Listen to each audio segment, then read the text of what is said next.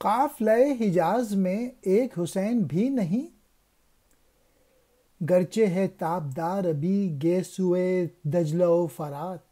اقبال کہتے ہیں ملت اسلامیہ کے اس سے بڑا المیہ اور کیا ہوگا کہ آج پورے حجازی قافلے میں ایک فرد بھی ایسا نظر نہیں آیا جو کہ نواسۂ رسول امام حسین رضی اللہ تعالی عنہ جیسے سیرت و کردار کا مالک ہو اور ظلم کے خلاف اور عامریت کے خلاف کھڑا ہو جائے۔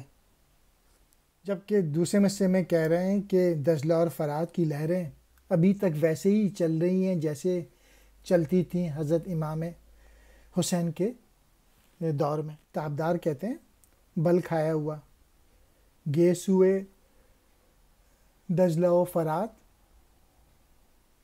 یعنی دجلہ و فرات دریاؤں کی زلفیں، یعنی مراد لہریں۔